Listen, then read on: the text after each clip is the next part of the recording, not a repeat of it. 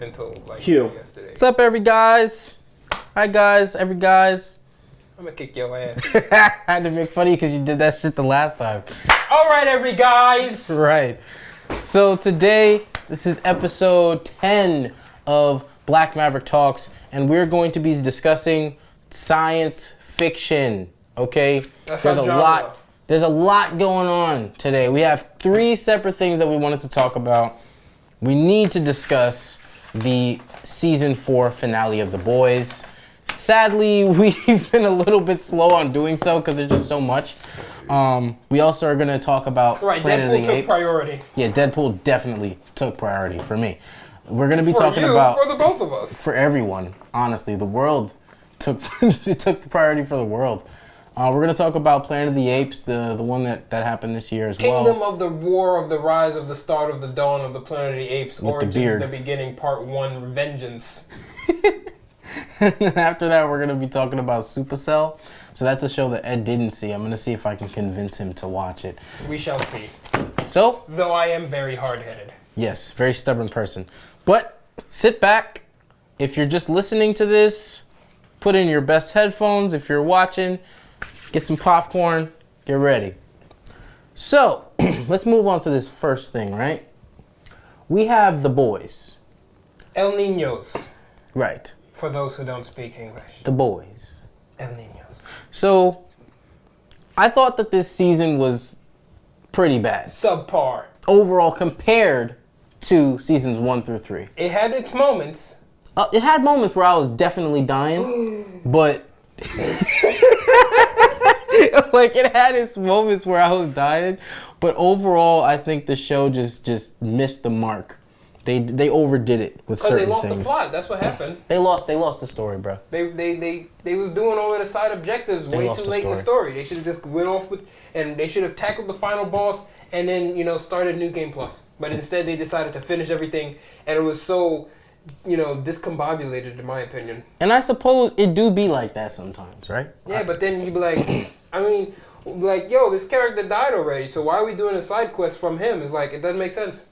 The question is, Butcher. Let's start with Butcher. What was going on with that man this season? It was like they would not give him more than 2 minutes of screen time every time he appeared. I just don't get it. And then finally with the season finale, him and Homelander, man. or as Butcher likes to say, Homelander. Listen, him and Homelander got basically no screen time compared to the other characters because they used these other characters' filler stories for the season. That's what really blew it. But the season finale put Butcher in a totally different light. I know there's a lot of people who didn't have a problem with the side stories, but in all honesty, this is a genuine question. How many of you guys was like, what the hell is Butch up to? Like when you were seeing Frenchie tripping out, what's his name? Huey. In the hospital with his family. Oh, motherfucker, I got hives. Right? How many of y'all was just like, what the hell is Butcher up to? That was me every episode. Like when I wonder what Butcher's doing. When was it? Okay, when Huey was with his family, I already saw death flags, like pretty much like this, like waving it like the American flag. That's how big that death flag was. Yeah. We all knew that was coming. But then I was just like, what's Huey? I mean, what Butcher doing? Like, I haven't seen him in a good minute. Did he even? Were there episodes where he didn't show up at all? I'm pretty sure there were episodes where he just wasn't a part of the episode. He had nothing to do with it. It's like Frenchie, going MIA, getting himself arrested for no reason. It's like, it seems like they were just doing a bunch of things to lengthen the runtime, make the episodes, not even make the episodes longer, make this show longer. Right. It felt like my time was being wasted, especially during the finale when Kimiko and Frenchie, right? They finally shared true love's kiss. Like they were like this. He was like this.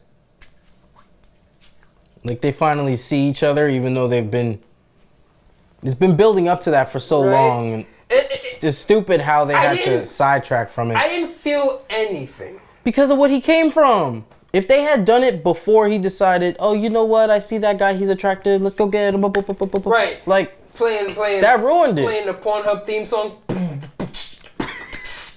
Right. Right. I'm not, bro. Skip. I didn't want to see any of that.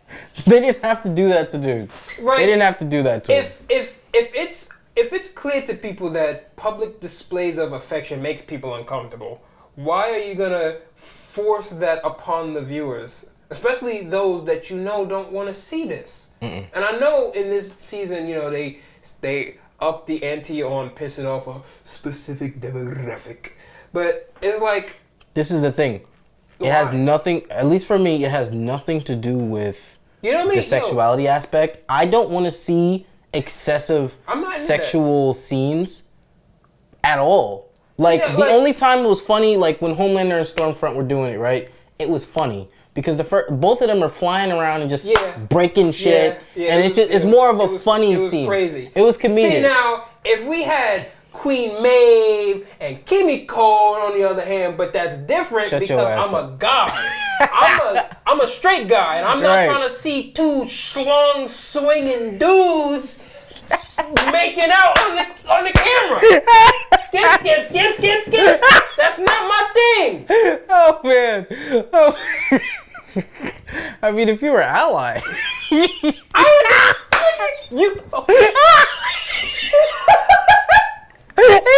Listen. I don't care what y'all do. Just don't do it in front of me. Oh my god. Like if I'm in a library. My stomach hurt. If I'm in a library reading my books and I see two dudes tonguing themselves down in the corner, I'm like, Miss, yo, what are they doing? Stop it! Right? She's like, we're being quiet.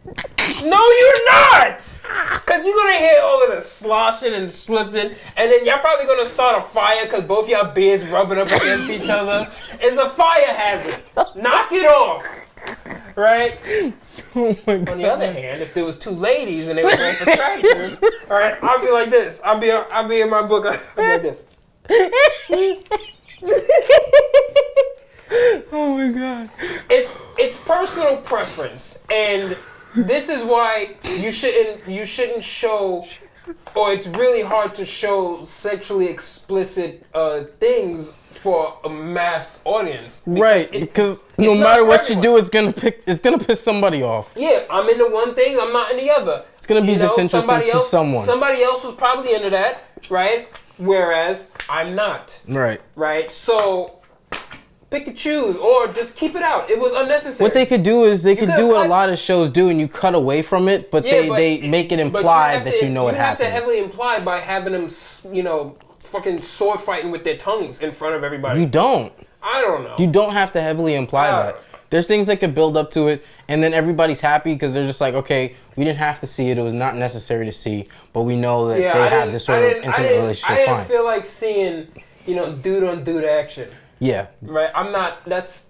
And those scenes, they did nothing for the story. Absolutely nothing. They did nothing for the story. At the end of the day, it did nothing. Stormfront and Homelander, when they showed that, it did something for the story because it showed that Homelander was letting loose for the first time in the show, and that he found somebody that was strong enough to take what he was trying to dish out and was sick enough to do the type of weird crap that he was into.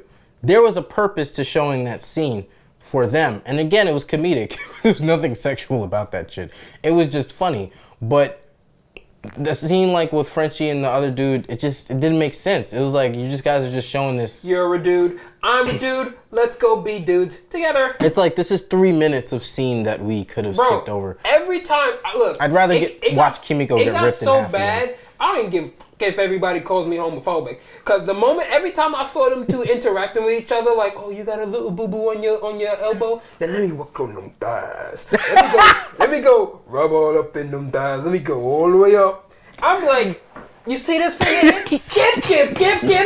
I don't want to see any of it. Oh my god. Well, you know what? It's a good thing it's a streaming show because you can skip. I was wearing down that arrow key because of this damn show. I was can. But you know the issue is, it's like, you can skip. Yeah, that shit. Yo, you can skip, but the problem is you kind of feel like you got cheated out of your money. Bro, it's like, yo, I skipped through a still going. It got worse. What are they doing? You know what? I would just leave the room. I would go and make a sandwich and come back. I'd be like, hey, just keep on doing it. I missed a few things in that show. The credits. So you mean to tell me the whole half of the episode was just them fucking?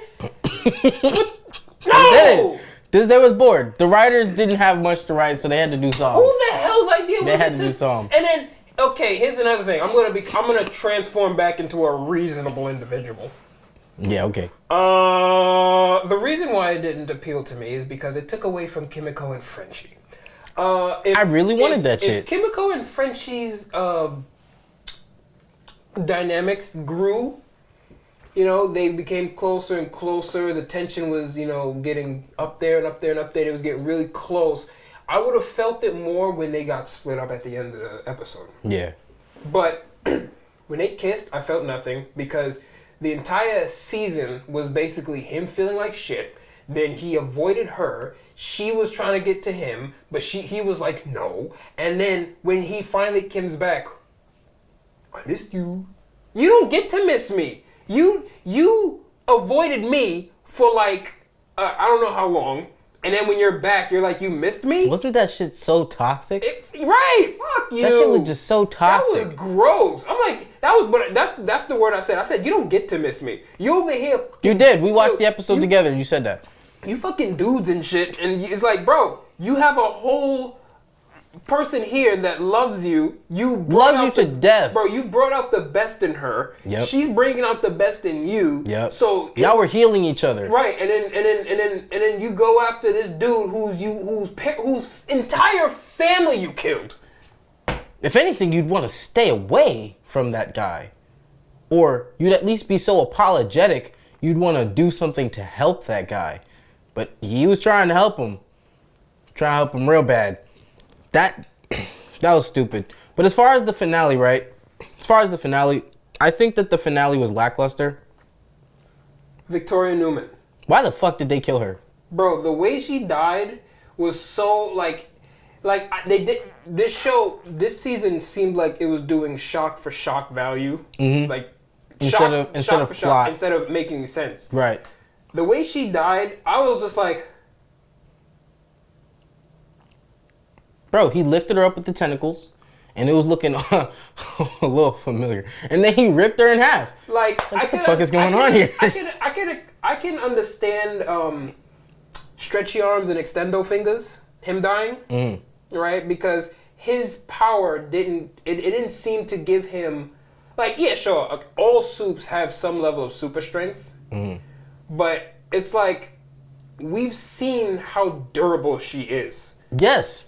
She took a point-blank blast from Homelander to the face. Not that point, and it was.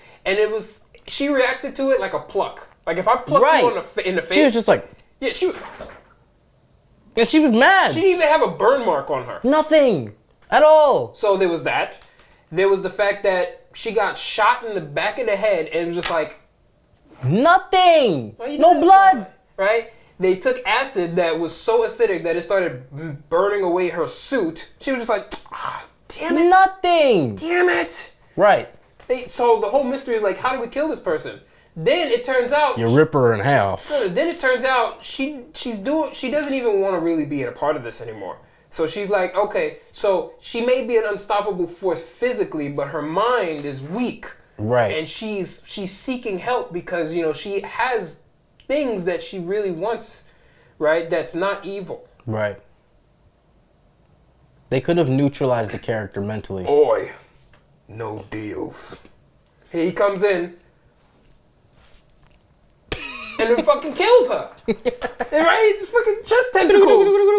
Right? He just grabs her. No, you wrap the with the blindfold, right? Because for some reason he knew that her eyes is how her powers work. Since when? I thought it was just nobody was fully aware. I thought it was of just a vicinity thing. Not to mention, how the hell did she blow up the person's head when they were in the car and she wasn't? But that's besides the point. So he wraps the thing, right?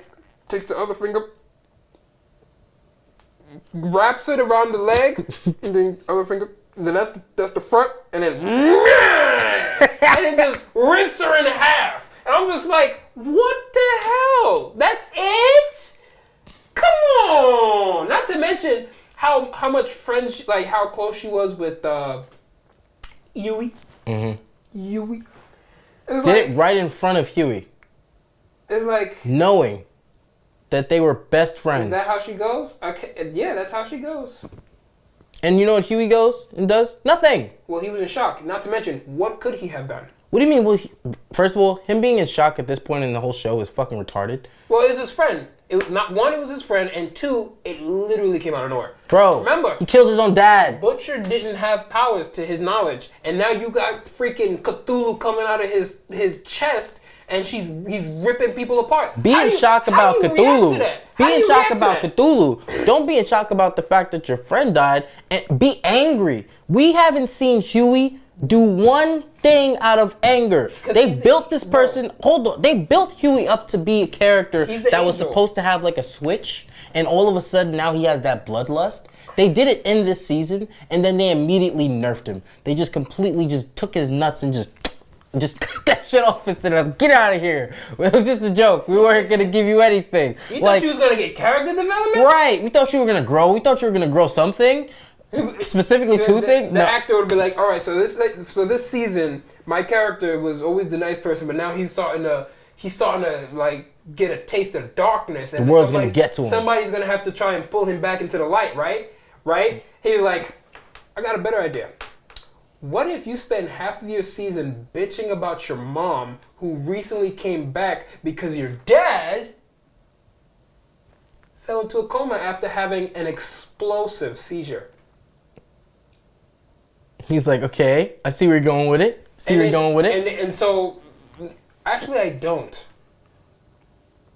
I don't see where you're going with this. No, I see where you're going with this, yeah. What are you talking about? Like, I see where you're going with that. Okay, go ahead. Let's keep going. Now, what's going to happen now? Like, am I going to develop after this whole thing with my dad? So what's going to happen is you're going to put Compound V in your dad, so he's going to get superpowers. That's kind of crazy. For one episode. Okay, what'd he do? He killed a bunch of people and then you killed him. Oh. Okay. That's your story done. Well, that was a hard decision, I imagine, right? No. I grew from that, right? No, you didn't.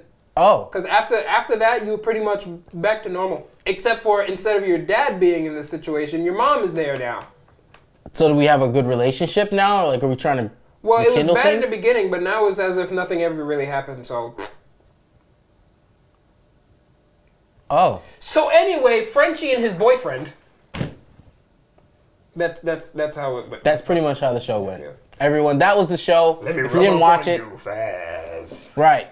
That was the show. If you did watch it, that's how that pretty much went. They gave Huey all of the tools to grow into a character that we probably would have loved, right? To see a Huey finally grow a pair of nuts and want to do something other than run away screaming about every little scary situation. Oh man, that would have been something. He's supposed to be the heart of the group. He's more like the left nut. Look, okay, if I were to give everybody a role, he's the heart, Butcher is the sword, Mother's Milk is the shield, Kimiko is another sword. She's a wild card. Kimiko, she the skin. Frenchie is the chemist. He's the cooker. He's a brain. Starlight is... She the eyes. She's the face. She's the face of the team currently. Oh, not no more. You stupid. You go raw. But she was the face of the team. What is Starlight? No, she was, because the news was looking at her. No, she was the face of Starlight and Starlighters. She wasn't the group They were of boys. connecting the boys to her. I don't remember that. Because the boys really didn't have an identity until she came on the team. And now all of a sudden, all of these characters are being seen in unison with her. So I would say Starlight was the face. Definitely Frankie was the brains. Let's just say for this season finale, there was a much to be desired. It didn't feel like a finale. It was much to be desired. The show ended, and when it ended, I was like, wait, that's it? Like, you see when Kimiko started speaking, no! Right? I didn't feel nothing. I almost forgot she was speaking. I was like, oh yeah, she can, oh yeah, okay, cool. But now if they were actually together, and then, you know, maybe she wanted to speak to him to tell him something else, like, oh, I like you or something like that, right? Like they were building up to it in the entire season because she wanted to say something to him, but she was still too nervous because of her trauma. But she really wanted to because their relationship is getting stronger and stronger and stronger throughout the season because there's no black person to get into the way of that, right? And then it would have made sense that, you know, then her first words after was no. Then I would have been like, damn. They could have done a build-up in a situation like where, okay, let's say that they scratched out the boyfriend, just took him out of the show entirely. Unnecessary. And then her and Frenchie were building up this relationship, but then all of a sudden Frenchie did something that was going to risk his life. And he wasn't listening to her, he was just going to go ahead and do it. And when she was so afraid that he was going to leave and never come back, she blurted out something like, I love you. No. That would have been super cool. He would have come back in that moment. No, because that would have been dope. We still need that. We still need that ending. I'm trying to connect it all to that ending. We didn't need that ending. I'm trying to connect it to that ending. Why? Whereas, so she wants to tell him something with her actual voice, but she can't bring herself to it. And maybe before they were going to leave, she was gonna try and say it. Mm-hmm. But then blonde lady said, hey, let me whisper, yeah. And he was just like, and then she was like, no! Mm-hmm. So I probably would have did one of these numbers like, damn, that's crazy. But I think that whole ending could have just went away. The season finale was lackluster. It did nothing for me at all. Starlight.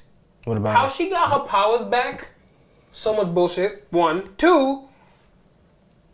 How did she have enough power after she got her powers back to take off and fly away like that? She was the first time we saw her flying. She was. Yeah, where did she get the energy from? Right. Not to mention, she needs energy from her surrounding excuse me. Her surroundings to do stuff like that. But in the season finale, she was just boom, bow, and she was out. Like, where the fuck did that come from? I think they were trying to build up to the fact that the reason Starlight was struggling was because she really didn't. She was trying to be block. Someone that she wasn't. I felt like that too. But then, even if you still remember where you came from, flying is not something that's inherently a part of your skill set. That was something you needed to learn through, So, and then obviously it's like, where did all of that come from? What they could have done was they could have shown that the flying itself was something that she was okay with doing. It was just that she didn't have enough energy to do it properly. But even then, because then where she got the energy from, she was in the middle of nowhere. Right. But here's the thing, right? Starlight assumes she has to get all of her energy from electricity. That's how they've built up the power the entire time. All right then, so give us an answer as to where else she can find sources of energy. Maybe she touches the ground and she realizes that she can siphon energy from nature. There's no electricity in there. Listen, so from what we've seen, she absorbs electrical energy. There's energy everywhere. Not electrical energy. That's what I'm saying. Like, what if it's not only electrical energy? Then they should have established that a long time ago instead of having this shit come out of nowhere. I don't think that they need to establish it a long time ago. They could have hinted throughout the season, and then she finally has a realization. I absorbed lava energy, and now no. What if she just absorbs sunlight? But what I'm saying is, I agree with you. It's just it sucks that they haven't given us or her certain hints throughout the season. Don't give them an out. Don't give them excuses either. There is no out. But use like what if? No, there's no what if because they didn't really they had us believe her superpower Was that is energy and electric. She converted electric energy into her It's own not energy. all sorts of electricity or energy where she can get punched and absorb the kinetic energy and convert it into energy. That'd be super cool. But no. But we'd have to see that sort of thing. And then, I can get hit with Homelander's blast and take all of that in and turn that into pure raw energy of mine, and then Hadouken and then body him. It was an ass pull. It was an ass pull. It was the biggest of ass pulls. Cause I'm like, really? But check this out. All right, moving into the next thing, we have this whole situation with Homelander. You're on the wrong page. We have this whole situation with Homelander. Remember when he was looking in the mirror and the glass cracked? Who? Homelander. He was looking in the mirror and the glass cracked. That's just symbolism for his DID. What exactly is this? I didn't really like how they were portraying Homelander in regards to his son. Because at first they make it seem like he loves his son, he wants the best for his son, but then they make him hate his son, like he's jealous of him at the same time. It's not that he hates his son, it's he's desperate for his love, and when he feels as if that love is threatened, he lashes out because he doesn't really know how to control his emotions because of how he was raised up. But it seems like he wants his son to be him. Yes.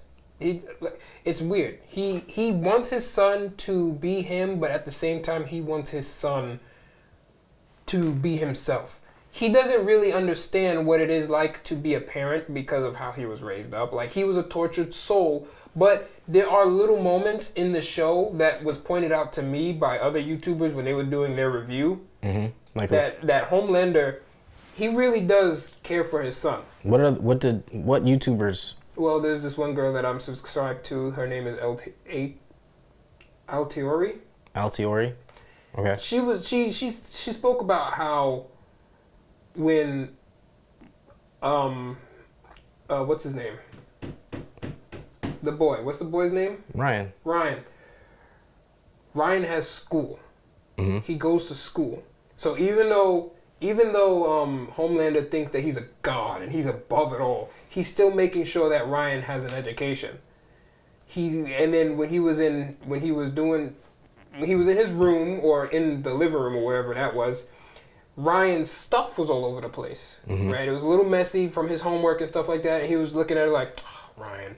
Right? Like, he wasn't annoyed by it. He was just like, Ryan, like how parents usually do it. And he went over and he started tidying up for him. Right. He didn't have to do that. He could have called someone to do it. He could have waited until Ryan came home and berated him because being sloppy is being human, and human is below us. So you need to get this shit together now, right? No, he was like. But there's a general contradiction there between the way that Homelander treats his son. He loves his son. He just doesn't know how to be a good parent. Well, it's also in a sense where Homelander is trying to raise his son to be a god, but he also is accepting his son as human in certain senses. Because, remember, it's DID. A part of Homelander wants to be loved. He wants to be accepted. And then another part of him wants to get rid of all of that human emotions and become above it all. So him ticking and all of this other stuff, he's pretty much at war within himself because of all of the different sides of him wanting different things. One of him wants to be a god, the other one wants to be among the group. And that's what's, like, you see, one thing that was pissing him off in this season, everybody was agreeing with him. They were, what's the word? Sycophants. Yeah. Right? They just was ass kissing him.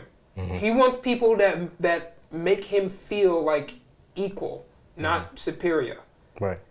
But another part of him wants to feel superior. That's the narcissistic part. But another part wants them to be equal. He wants people to disagree with him, talk to him with some backbone and not be scared of him. That's why he likes Butcher. Like, yeah, it's also why he likes the smart woman.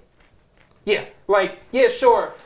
One side of him wants to kill Butcher, but that's DID and all of that stuff. But the other part respects Butcher. That's why he hasn't killed Butcher. In the last season, he knows where Butcher lives. Right. He went to Butcher's house, and you can compare it to how he did with Sister Sage, right? Now look at Sister Sage.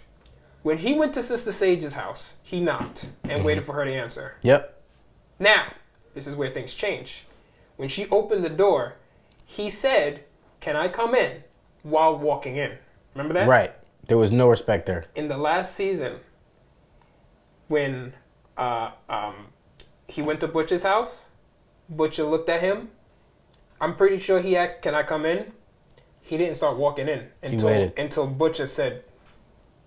So there was respect there. Yeah, so he respects Butcher more than he does Sister Sage. Well, I think he respects Sister Sage now. He didn't respect her in their first meeting. But you see how it is, though. He did not move an inch. No, he waited. Butcher allowed him to come into the house. Because Butcher treats him like a person. Yeah, like a person that fucked up, and I'm gonna get you. I don't care how much power you got. Right. I know you could kill me, but I don't care. Scorched earth. Right. And he's like, that's cool.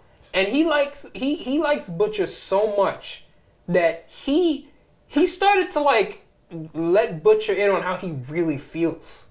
Right? Like he was ranting to Butcher like how I would rant to you about something. Right. Like they were friends for a long time. Right. And Butcher's just like, why are you talking to me like this? I want to kill you. Why are you opening up? I don't care. But the thing is, Butcher hasn't matured enough to a point where he can realize that him and Homelander are the same in a lot of ways. Yeah, they're two opposites of the same coin. You know? But Homelander is wrong for what he did. You know, they're both wrong for what they did. True. They're not good people. True. But they could learn to become better. In an idealistic world, they'd both be alive and they'd both be, chilling with Ryan. Yeah. But that's not going to happen because of the choices that everyone made. Including themselves. Yeah, but like, he likes Butcher. It's just that his mind is so fucked up because of how he was raised, all of this other stuff, DID really getting into it. That ties into the next character I wanted to discuss. That was, it was A-Train. So bring up Image, The Boys 3. I thought that A-Train, the entire season, was cool but also underutilized. I didn't like how the season finale happened. I didn't like the fact that dude ran to that woman like the episode before or whatever, however that played out, and just left. Because he sat there and gave Mother's Milk an entire speech about why he needed to be there, only for him to turn around and do the exact thing that Mother's Milk was trying to do. Yeah, so in the so I'm leaving. I'm staying. Hey, you can't leave. You gotta stay. Okay, I'm staying. Right. Mother's Milk stayed. Hey, where you going? Sorry, I can't hear you. From Florida. Dude just dipped. He was out of there. The moment that he was exposed for what he was, he could have said, "Let me go now, join the boys." That would have been officially like, yeah, I'm part right. of the He's boys. like, "Listen, guys, I was exposed and I'm here with y'all. We're gonna all stand together." No, he chickened out. That would have showed a sign of strength, but it would have showed character development. Yep, and he was out. What he did was he regressed back to the type of person he was. He's gonna come back and he's probably gonna sacrifice himself in a heroic thing. But instead, like we could have had like maybe next season him working with the boys for the most part and then dying later. But we would have been able to see him there. But now he's gone. Right, he's gone. When he comes back next season, and I'm sure he's going to die. I'm sure of it. I would bet money on that. If he doesn't, it's not going to feel like anything because he disappeared. Yeah, if he was there, most of the boys probably wouldn't even got captured. No. Because he could have used his super speed to save them. Yes. Once he noticed one of them was off, he could have gone to other places. Yes. He could have been a huge support to the team and made the entire fighting between, them and Homelander him fighting better. When he was fighting the Deep, that was dope. It was fun. I'm like, all right, flexing on him. Oh, you're gone now? Oh. Right. It was really sad to see how they treated that character. And I'm starting to get like Disney vibes where it feels like, oh no, we can't give him too much. Can't give him too much. You can't give him too much. Like can't give Mother's Milk too much either. Milk. He was brolic. He had the beard, and then they got rid of all of that. They balded like this dude. They said that he lost some weight because of his health, but I'm like, you look perfectly healthy. But if that's what you gotta say, all right, fine. I didn't care about the weight, honestly. But you lost the beard. I didn't care about the weight. I thought the weight was fine. Him losing the beard made him look older. Because now you get to see more of his parentheses. Yeah, you could see the dip. Bro, and he's talking about, he's working with the president now, so he needs to look clean shaven. The thing is, you mean to tell me Secret Service people can't have beards? I don't know. I know that in the military they tend to. We need to go watch that shoot, and we got to see if any of those people that was guarding the had beards. Man, I know one of them didn't because it was a girl. But, right. I mean, she might have. If she did, that she might have. Quite, weird. The thing is with Mother's Milk, I don't like the fact that they've treated his character as this super anxious dude. Well, he was always, I think, like that. He was just holding it down, but as things was getting worse, his shit was getting worse. He's the biggest person on the team. He's the one out of everyone there. He's actually the shortest, too. But he looks like he can beat the hell out of most people there. Yeah. But he acts like such a freaking chicken shit. It's annoying. You motherfuckers are giving me You're giving me a rash. You're giving me high. Like, bro. You stressing me out. Like, bro, just relax. I want to see Mother's Milk take up more of a leadership role on the team, do a better job at it, not chicken out for every little thing. I love the fact that they show that he cares about his daughter. I really love that. I also love the fact that they show that he still cares about his ex-wife, because even though the relationship didn't work out, that's the mother of his child. Why didn't it work out again? It was because he was spending so much time at work. He was obsessing over work to the point where it was affecting the relationship, and they drifted apart. So it wasn't that she didn't love him anymore. She just hated the fact that he was never there. So you know that he has like there's something mentally wrong with him. So the thing that you decide to do is abandon him, because yes, I don't care that if she felt isolated and stuff like that. You know your husband. He's OCD. He has to do something. He can't stop until it's perfect. You gotta be there to help him out and kind of relax him. But instead, you abandon him. In a world where marriage is treated... in a world where marriage is treated the way it's supposed to, where you're actually supposed to be with your partner through sickness and through health, through thick and thin, right? When they need you gotta show up. This was the thick. This was the thick part. She didn't show up for him. But he still loved her. Not to mention, you sending me out on missions now? Yeah. I need you to find my boyfriend. Man, fuck him and fuck right. you. Ain't that some shit? That's some shit. That was some shit. Bro, what? And guess what? He loved her enough to do it. I wouldn't have done that. He loved her enough to do it. I wouldn't have done that. He'd be like, for your daughter. What do you mean for your daughter? I'm for my daughter. Not him. You left me for him because my job is stressing you out, but I'm over here stressed out and now I don't got nobody to support me. They treated this character so poorly, man. They treated him so poorly. And in the season finale, even though he was there because A-Train coerced him to be there. Emotionally manipulated. It was just coercion. And then he bounced. And then he left, but the train has Mother's left Milk the is there. station. He had good moments when dude was holding the freaking Gatling gun. I was like, yo, that's some shit. That's fire. But they didn't give him what he needed. We saw him come back, but we didn't see him take on that leadership role that he really was, I think, destined to do. Butcher's not there for that. Butcher's because the writers didn't want him to be there for that. But they've been building Butcher to be out for self, right? He's there for himself. But they've been building Mother's Milk to learn how to handle the pressure.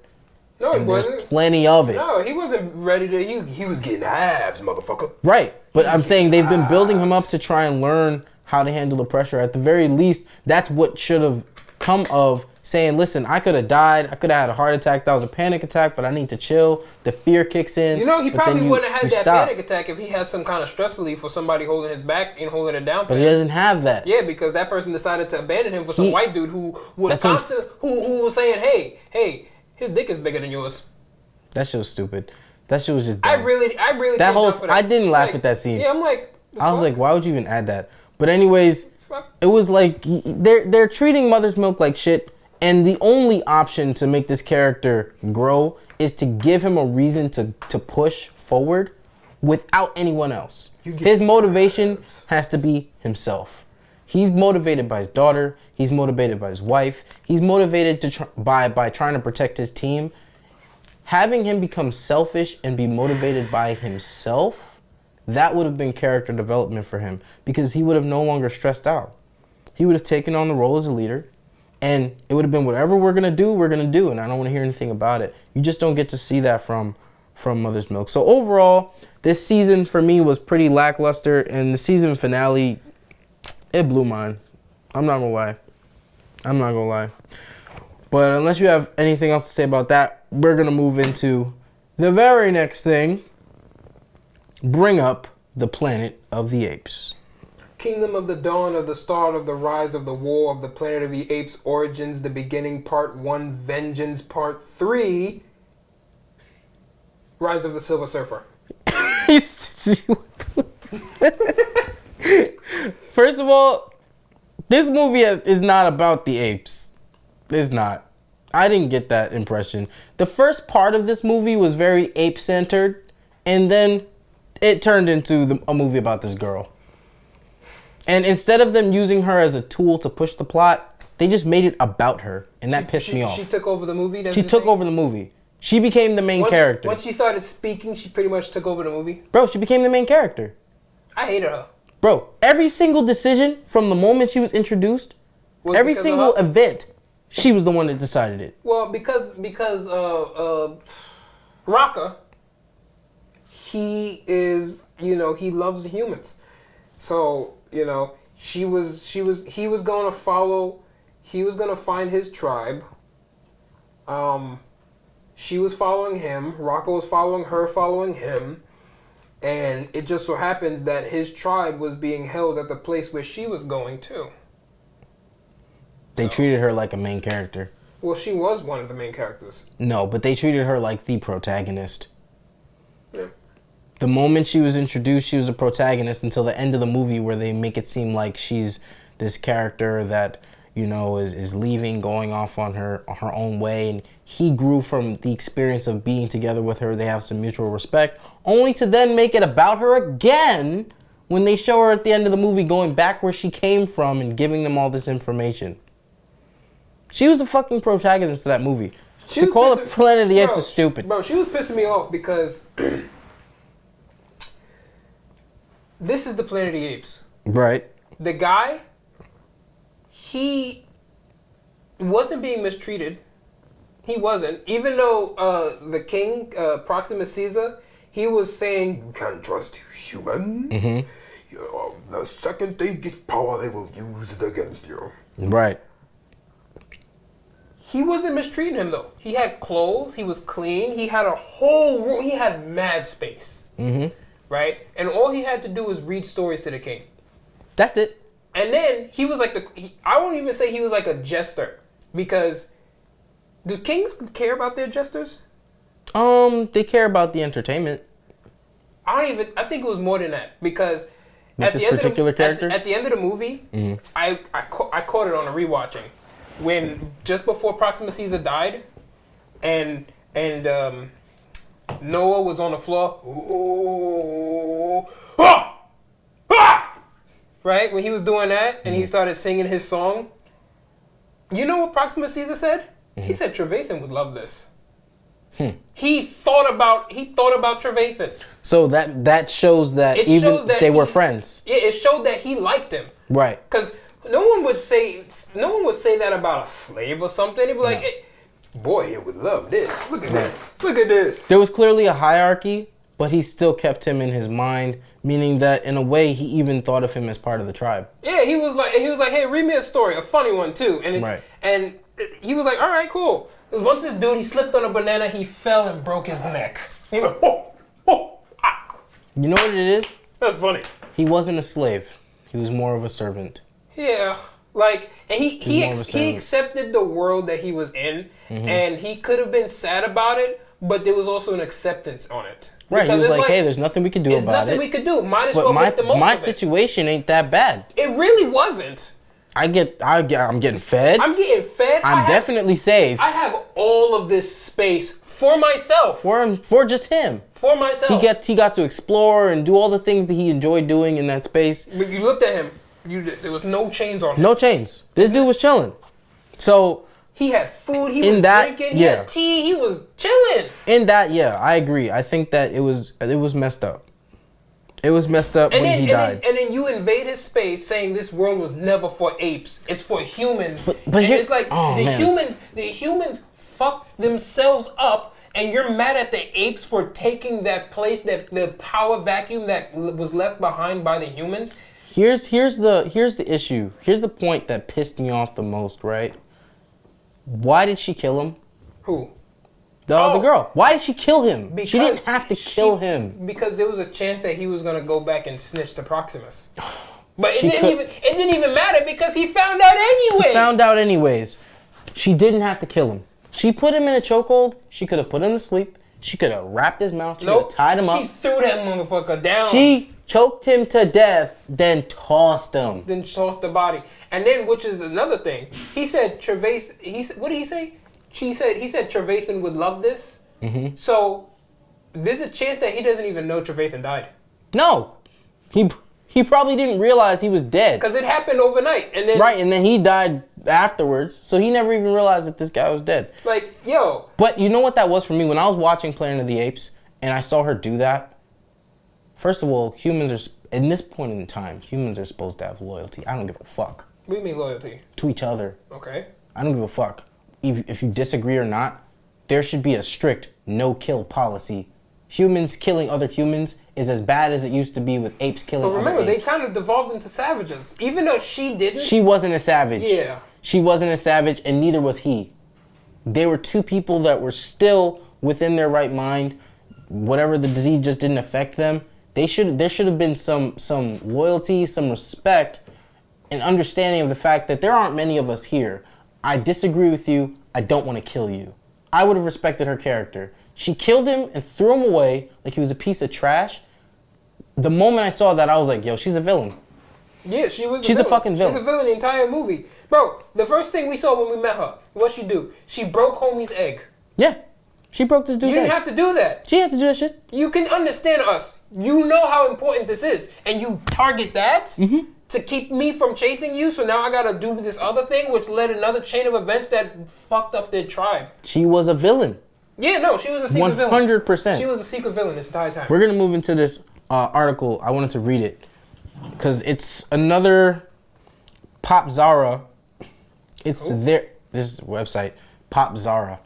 So they did a review of the movie. I'm going to read a little bit of it, and then we're gonna see if we agree or disagree. But don't get me wrong, I did like the movie. I liked the movie. I didn't like the movie. I liked it. There was things that was bugging me out, like Raka.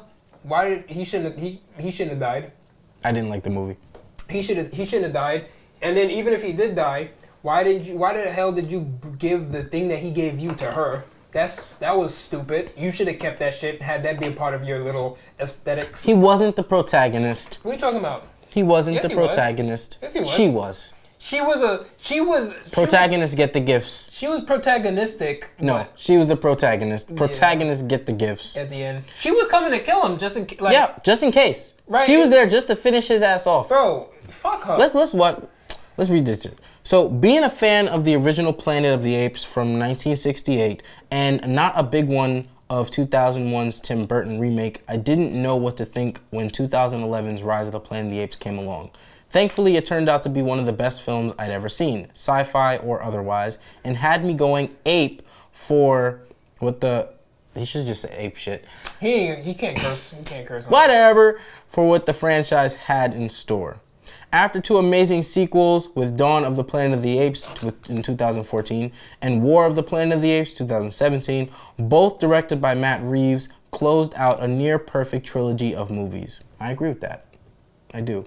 We've come to the beginning of a new trilogy starting with Kingdom of the Planet of the Apes, which manages to be a serviceable follow-up to the previous reboot films despite its long runtime and pacing issues. Pacing issues? Yeah, there was some things that was happening too fast, too slow. Well, not too slow, but some of the things that happened, it happened sooner than it should have, and it was expecting like an emotional reaction as if we had a lot of time with this person. Like when Raka died, he should have died, 1, 2, but they played it off like it was such a moment. I'm like, bro, I barely got to know. You know, it was this dude. another moment that I think they were trying to have us really appreciate, and when I watched the movie, I felt nothing. Was when he was sitting on the docks. He had a conversation with his mother, and he was pondering whatever, and then he and that Falcon finally had some form of understanding, and he was supposed to come into being who he was supposed to be, and now he had control of the Falcon. It respected him enough to land on his arm. I know that was supposed to be a critical moment for the character, and it was, but I just didn't feel anything from it. The build-up wasn't serious enough, and I think it's because they took away from things that were supposed to be for him. His 2 friends should have been in the movie a lot longer. And they gave it to her. The 2 friends should have been in there a lot longer. They should have. We should have seen all of them go through some struggle, but everything that was given, that should have been given to him, was given to her. And it I remember when I was in the theater. I took my nana and my little brother to this movie, and when we were watching the movie, she was just like, she is using you. She was picked. She was like, you're being used by this person. She is no good. Right. She is no good. Yeah, man, I didn't like her. And look at this. Look at the picture. Look at the picture. Who's in the front? She is. She's in the center. She's in the center. She's the protagonist. She's in the center where Noah and Rocka are in the back supporting her. Check this out too. Check this out too, right? You have Rocka. Rocka's looking toward us to a degree. Or at least he's looking in a different direction from where her and Noah are looking. So what they're trying to say is that her and Noah are the main characters of this movie, but they're also putting them on equal level because they're both protagonists. Not even equal. She's in the front, so it doesn't matter. Right. They're not even side by side, shoulder by shoulder. There's this thing from Star Wars. I believe it was A New Hope or something like that. The poster for the movie where you have Luke Skywalker in the center and you have Leia looking up at him. Now, they're both main characters. All 3 of them are on that. But what it shows is that Luke Skywalker was the protagonist, and he's the person that's going to be doing what needs to be done. If we keeping it in the world of the Planet of the Apes, she could have been doing the same shit. Remember the first movie? I don't remember the trailer for it. When like the poster. When whatchamacallit, Caesar and then was on top of the bus or the trolley. Oh yeah. Who was in the middle? Caesar. And you had Rocket and the gorilla behind him. Right. Those were the 2 homies. Were they important characters? Yes. And he was in the middle. He should be in the middle. She's the leader. I'm telling you, she's the protagonist of this movie, man. Noah was just this character that supported her in her endeavors that she tricked him into because he wasn't even aware of what the fuck she was trying to really do. And she was going to kill him at the end. But let's see. He didn't know. Let's see. This person said, despite the minor gripes, he still had a great time with Kingdom of the Planet of the Apes. I like the world building. He found himself rooting for Noah and his friends on their quest and was blown away by the amazing special effects and the few but mighty action scenes. He said that director Wes Ball is tapped to helm the upcoming adaptation of Nintendo's Legend of Zelda, which should be a fun adventure given what he's accomplished here. As ape fans and newcomers alike will enjoy this monkey business. I think this person was a bit too positive. I think that they wanted to give a positive review, and there's nothing wrong with that. I don't think this was a bad movie. I just personally didn't like the movie because it's called Kingdom of the Planet of the Apes, and the movie was less about apes and more about trying to help this girl achieve what her goals were. The apes were supportive of her when it should have been her supporting the apes. It was their movie. They could have just kept it about apes fighting with apes, because that's how the first trailer was. It was like, apes are, now that apes are the dominant species, now you got to deal with other apes, because, you know, apes invading other clans and then they got to fight and stuff like that. That could have been the whole movie. That's what I came to see. But then she came in. That's what I came to see. We got apes supporting humans so that humans can come back. And yeah, they're going to do another one. They obviously built up to that. But I don't know, man. I feel like that was just a snatch and grab. Bait and switch. Bait and switch. Snatch. They just tricked me. They tricked me. I feel tricked. And I didn't like her character. She wasn't a likable protagonist because she was lying the entire time. Yeah, she wasn't a protagonist. She was an antagonist. She was an antagonist that they made a protagonist because they put her in the freaking center. They tricked us. They tricked us. They tricked him. They tricked everybody. I don't like being tricked. It's not nice. I don't like being confused. Let's move on When I'm confused, I get angry. That leads us to the next review. This is, let's see, Noah and May stand united in New Kingdom of the Planet of the Apes Dolby poster. I don't think that's fair to say they stand united. Because they're really not united. After you watch the movie, you realize there was no unity. Right, they weren't united. They disagreed with each other. They were pretty much using each other for their own means. Right. And then at the end, they went their separate ways, not really liking each other. Right. So it's like, what do you mean stand united? You're as united as Batman and Superman was in that movie. This is by Collider. They don't know what they're talking about. Yeah, no, they're bugging. Next. Look at this. Matter of fact, I wish we had this. We could put this in post. They're saying they stand united. She's looking that way. He's looking with his falcon that way. Well, they're looking in two totally different directions. Back. You look at that way, look at this way, make sure we're both safe from both sides. Listen, man, it's the symbolism. Their backs are turned to each other and they're looking in two separate directions. Well, actually no. His back is facing her. Her back is turned to him. Mm-hmm. Yep. Her back is turned to him. His back's not turned to her. Yep. This is a good depiction of what the movie truly was because she was the one that was leading the show and she didn't agree with him. He didn't agree with her, but he followed her anyways.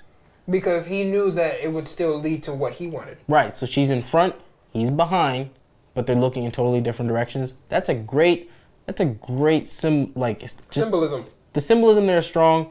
This is a great poster for what the movie was actually about.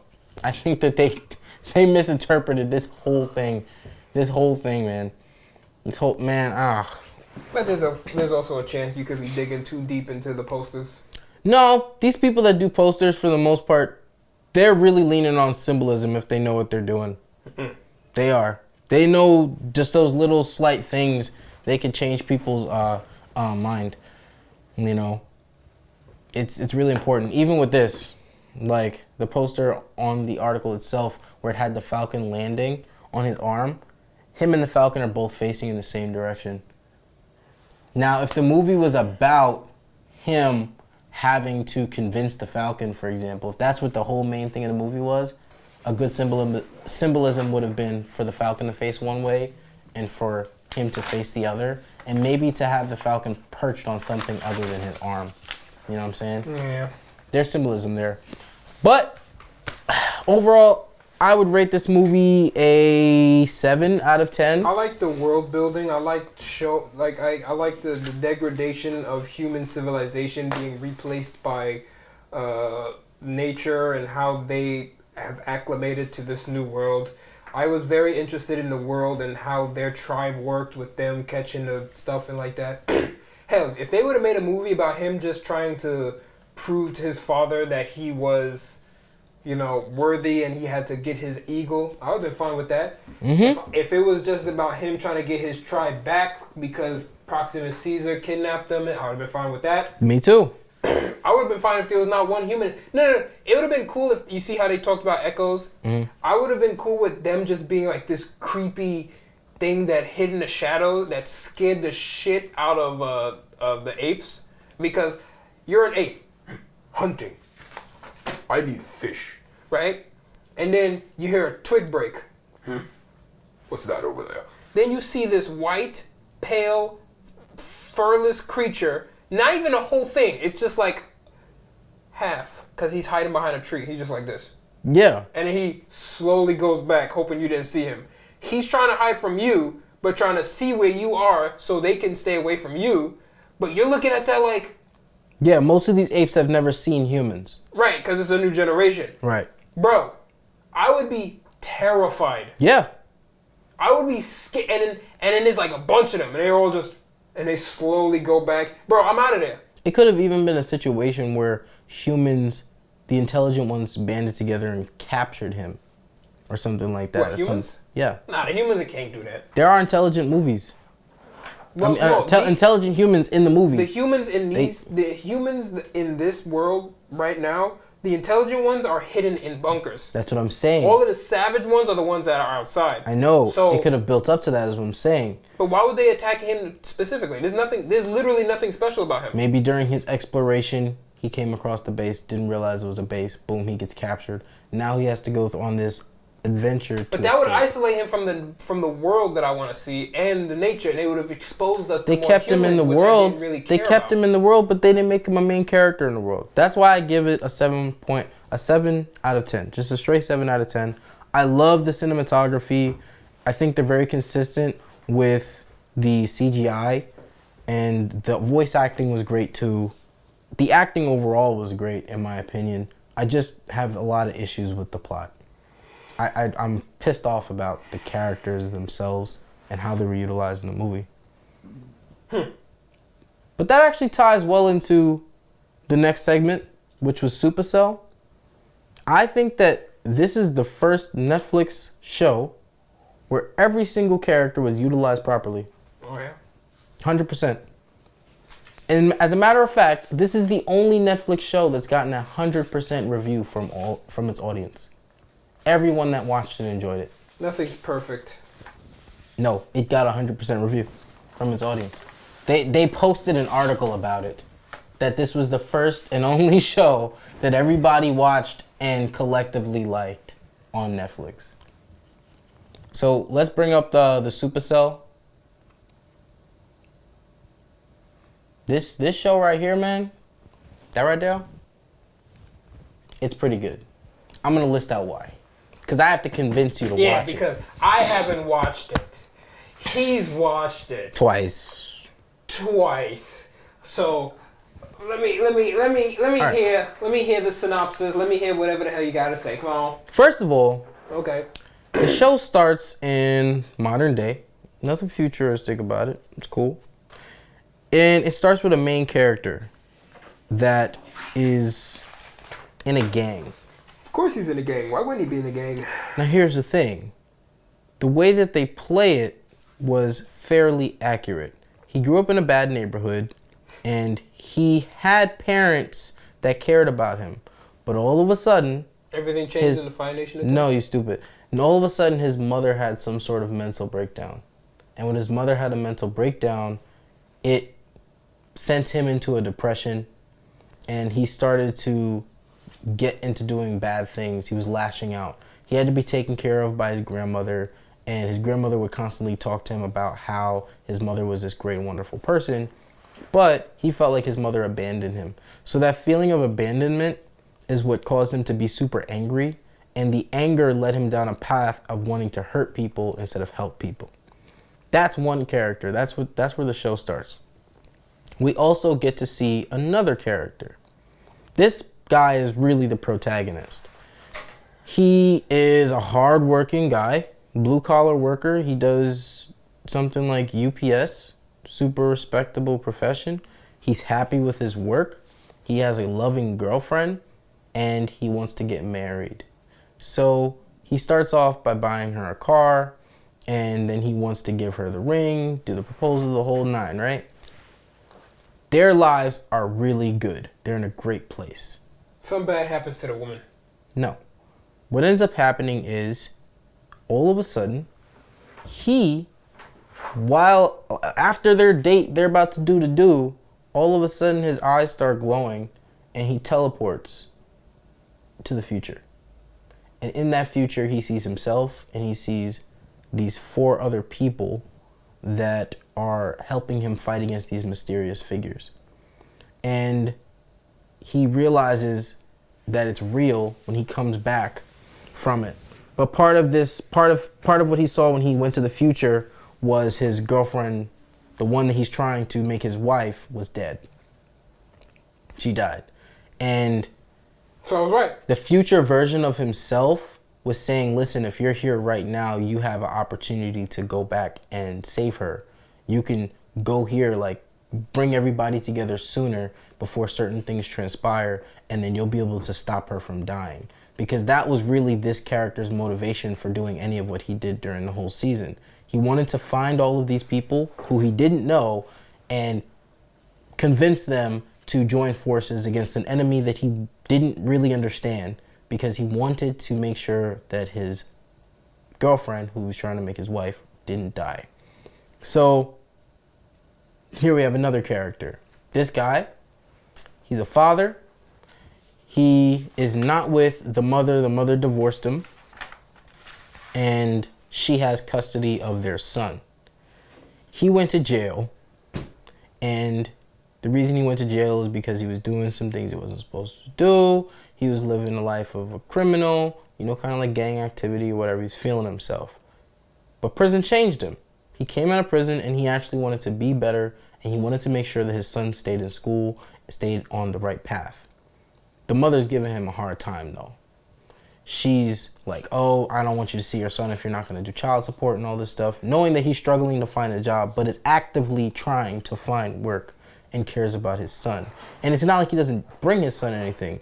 He bought him a new phone. He gives him money. He pays for food, everything. But she was being selfish. But anyways, he's dealing with his own struggles of trying to restart his life, be a better person, do things the right way, the legal way, and also be a role model for his son. And that's a challenge for him because he feels like he doesn't have the things that he wish he had so that he could be that role model. That's this guy's life. All of these characters have pretty interesting motivations. That guy's motivation is to just be better for his son. He wants his son to be proud of him, and he wants him to stay on a good path, right? Then you have another character. It's a woman. She is coming out of a relationship because she realizes that her partner cheated on her. Now, she has a sister who's a little crazy. Hold the fuck up. What? So far, it sounds pretty real. It sounds like real life. I'm bored. Listen, this is how it's all gonna tie together. The only thing that it's gonna tie together raised my eyebrow was that dude that went into the future. But then I'm like, where the hell? I'm did gonna that tie come it from? together. Shush. You got this one dude who's trying to get his custody. This Shush. other dude who's trying to get married. This other dude, and then his guy went to the future. Here you go. Here we go. Right. So the girlfriend, she finds out the boyfriend's cheating on her, and her powers activate. Oh, now she got superpowers? Where did this come from? I'm gonna tie it all together. I'm gonna put it together. Okay. She gets her superpowers when she angrily throws the boyfriend into a wall. So she has super strength. No, she has telekinesis. Okay. She did it with her mind. She never even put a hand on him. And she's freaking out about it. She wants to keep it a secret. She's trying her best to not use her powers. Is she the only one that has superpowers? No.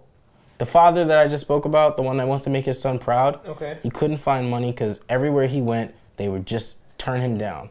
And he was giving him his resume and going to interviews. You gotta let me know if these motherfuckers got superpowers or not. He has superpowers. You over here saying it's about this dad, and I'm like, I was gonna tie it in the end, but if I have to interest you, yeah, no, you gotta. You gave me what you need. You gotta pique my interest in the beginning. This is how that guy gets his powers. It's like I'm gonna watch this movie. Check it out. They didn't tell me nothing about this movie, but when I watch this movie, they show me this.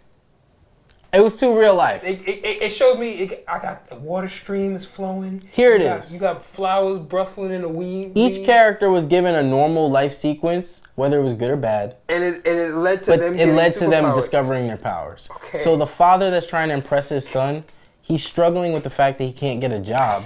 He goes to the ATM machine to realize there's no money. And out of anger, he punches the machine. But when he does, that shit pop open.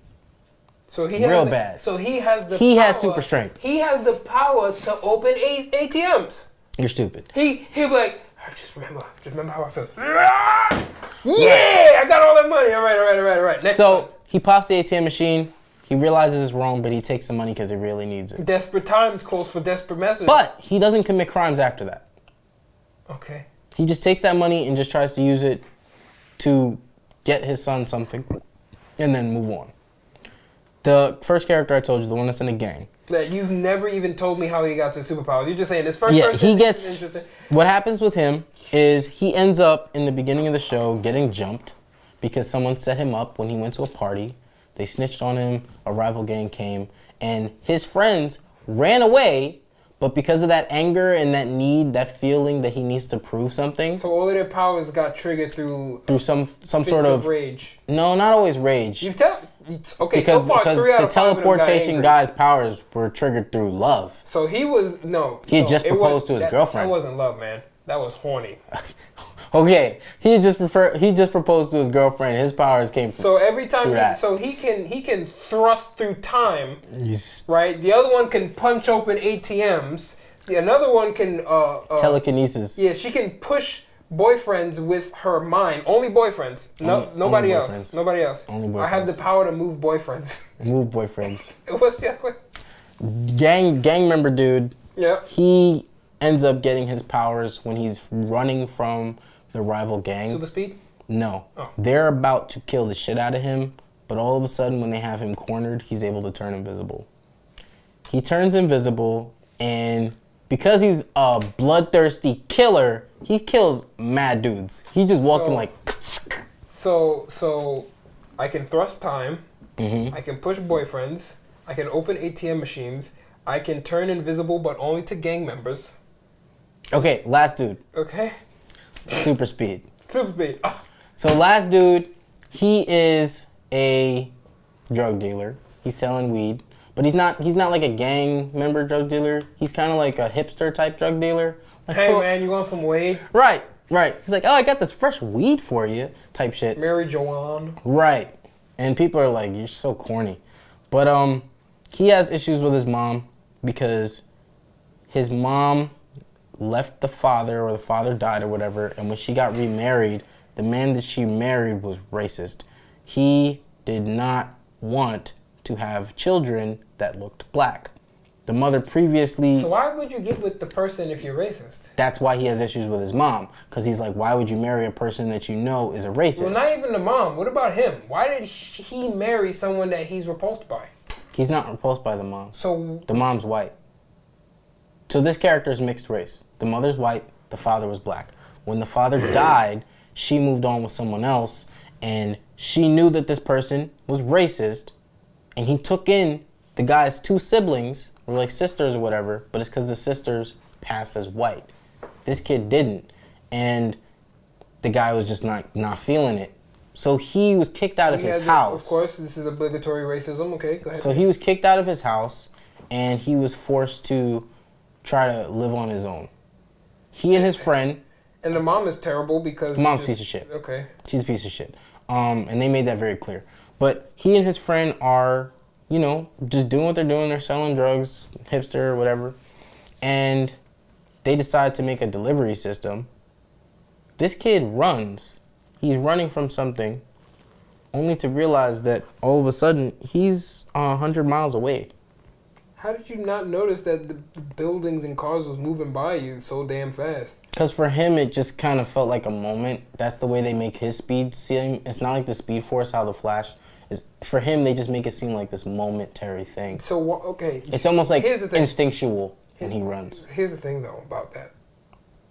If you don't know where you're going, or you didn't know that you were doing, how the hell didn't you run into somebody or into something? That's what I'm saying. For him, it's an instinctual thing. He just when blacks runs. out, and then when he opens his eyes, he's in Mexico? Kind of. That's how they showed it in the first thing. In the first time he did it, at least. So, after all of that, we have these they set the stage for these characters, what their motivations are. The speedster's motivation is that he wants to become rich because he wants to prove to his mom that even though she threw him out, like he didn't mean shit, that he could survive on his own and actually thrive on his own. The gang member, he wants to prove to everyone that he's the hardest person in their neighborhood and that no one can mess with him, and that regardless of what happened to him as a child, which hurt his reputation and just made him super angry, that he can overcome all of that. And the boyfriend wants to save his girlfriend. The father wants to prove to his son that he can actually be something and make his son proud and also keep him on the right path. And then the girl, she honestly just wants to keep her job. She wants to continue her career and grow and try to forget about the whole thing. So how do they come together? They come together because the main character, the guy that teleports. The one that's in the middle? Yeah. He's able, you could actually go to the next image so you get a better image of this guy. The guy in the middle, he has to find all of them. Because remember, his future self told him that he has to find them in order for them to save the girlfriend. Okay. So he makes it his business to try and find these people, and because he works for a delivery service company, he's thinking, I'm just going to keep making as many deliveries as I possibly can. I'm going to look at the packages, because all he had was insufficient. All he had was their names. Okay. He didn't have their addresses, he just had their names. He's like, I'm going to keep delivering packages when I see these names and all that shit until I find them, because he, of course, knows what they look like. And it worked, it just took a long time, and too much happened during that process. But what interested me about the show is that they were able to take a bunch of different perspectives, a bunch of different walks of life that are basically normal. We all know someone or can relate to one of these characters, right?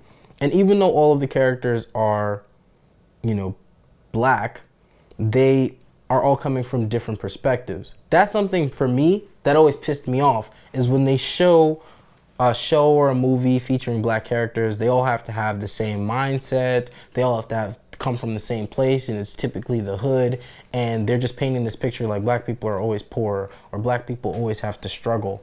Not all these characters were struggling. The main character certainly wasn't struggling. He had money, he was doing very well. The other character, the girl, she's not struggling. She's a nurse, and she's getting a raise and all this other stuff. Her life is going well too. So her struggle was more so her sister that she felt she needed to take care of, because her sister was always messing around with bad dudes. So you have a different walk of life for each character, even though they're all black. That's one thing that's cool, because you're showing a diversity of circumstance and diversity of things they want out of life and how they approach trying to get it. Love that. The second thing I love is that they didn't make this, at least in my opinion, they didn't make it a white versus black thing, because the enemies were of all different races too. In fact, the main enemy of the show was black. Now, we do get to see, there's a reveal at the end, I don't want to spoil it for you. That person, that's not fair. That person is white, but I like how they tied it in. She seemed to be this representative that was going to hospitals that were servicing people with sickle cell anemia. One of the main characters' mother has that. And she was like, yeah, we would love to bring her into this facility. We take care of people with sickle cell. We offer them the transfusions, and we just have a really cool system that benefits them. And he was considering it, and he wanted her to go into the program, right? Only for us to find out at the end that the reason this show is called Supacell is that people with sickle cell, which are black people, for the most part, are people of color to some degree, they could have a gene, or they could pass on a gene to their children that's called Supacell. Supacell is just it's a mutation of sickle cell. But this mutation of sickle cell activates powers within them. But it doesn't activate them immediately. They have to undergo some level of serious stress. So a mutant. Right, to get it. And I thought it was pretty cool. The way that the woman finds these people is by finding people with sickle cell and then tracking down their children. Or she'll actually take a person with sickle cell and bring them into the facility because she knows that there's a potential that they might have it too. The Supacell gene. And she puts them under stress, all these different experiments to try and see if she can bring it out. Overall, this show for me was a good 9 out of 10. The writing was good. There were no moments where I was sitting there and I was like, really? That's so stupid. Why'd they do that? I was pretty much captivated the entire time. Okay. I was watching this show at the same time I was watching The Boys. And in comparing? Yeah. I was comparing how their writing was for this show versus The Boys, how the pacing was. It didn't feel slow, at least to me. They were really good at focusing on each character individually and giving us an understanding of what their motivations were, and then showing accurately how they would behave when they're around each other. Like the speedster character, he doesn't take anything serious. at all. Even to the point where when certain things were happening where he needed to take it serious, he ended up dropping the ball because he wasn't quick enough to act. Because he gets flustered very easily. Then you got the guy with super strength. He's just kind of misguided, you know. He doesn't want to go down a path of crime again, but he's so pressured to try and you know, impress his son and keep him on the right path that he ends up doing some messed up things for the greater good. Then you have the character Razor, who's the gang member. By the end of the show, he came to realize that everything that happened to him, his mother going crazy, it wasn't true. She didn't abandon him. She was captured by the organization. She was taken from him by that organization because of her sickle cell. And they experimented on her, came to realize she had Supacell, and they killed her. Yep. So he always thought that she left because she didn't love him anymore, when in actuality she was taken. And he still had that anger, but now his anger was focused on the people that did that to him instead of just focused on the world around him. He was able to channel that. So he's not a bad guy anymore. He'll still kill you, though. He'll still kill you. And then the woman, she had to learn to face her fears, of course. She didn't run away from her powers. She actually accepted them and realized that she could help more people with her powers than if she were to just ignore them and try and, you know, continue her career as a nurse.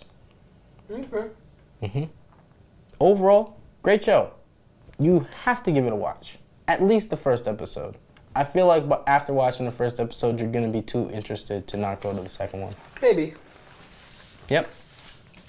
But that leads me to this whole episode is a Sci-Fi is making a comeback.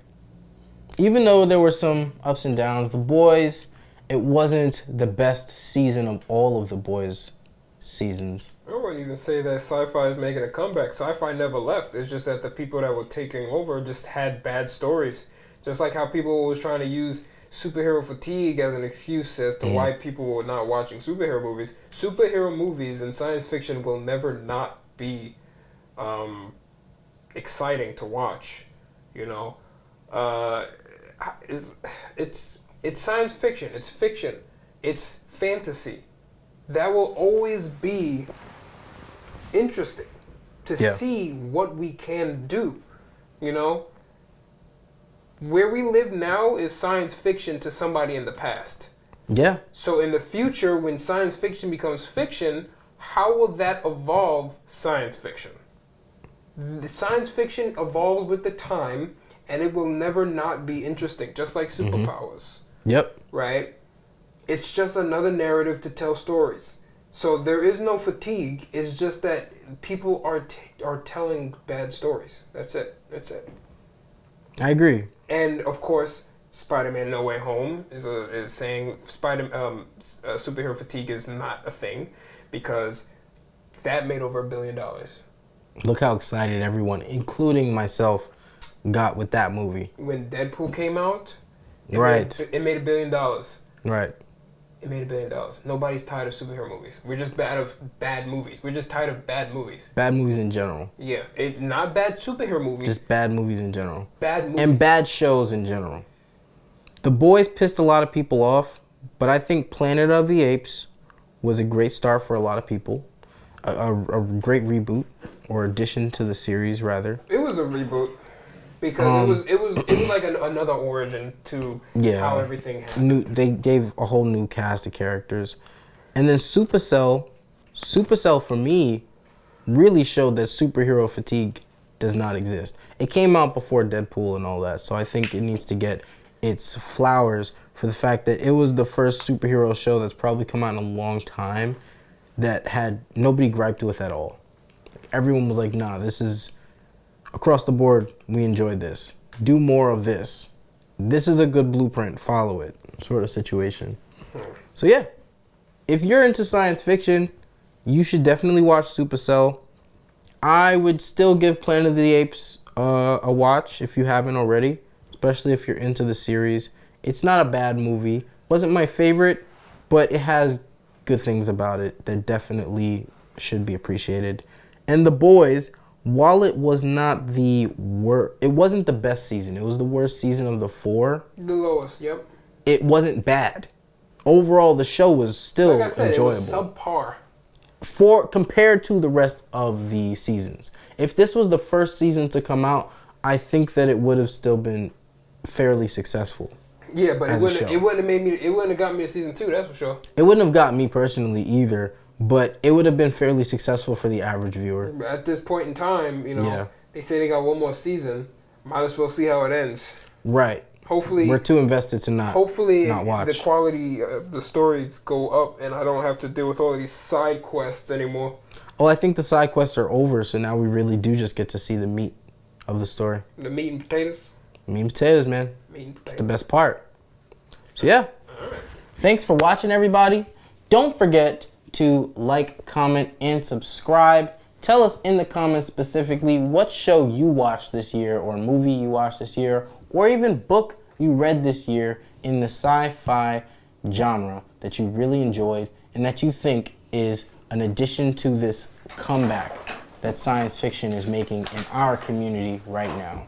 And don't forget to support us, okay? Support Black Maverick Publishing by buying one of these 2 books or any of the books in our bookstore, because what that does is it gives us the funding to continue making these type of videos for you, and so that we can keep making more books, putting out more fun stories. And eventually, of course, we're gonna bring in some toys. We're gonna get some toys. Right? We're gonna get some shirts, things like this big, and boop, right? Bam, put them together. All that cool get stuff. Some shirts, some hoodies, and we want to make a costume. We gotta see a live Devoyant at a Comic-Con. I was about to say a That'd live be fire. costume would be insane. That'd be fire. So make sure to support Black Maverick Publishing so we can keep pushing out the content that you guys enjoy. Anyways, take care. Bye.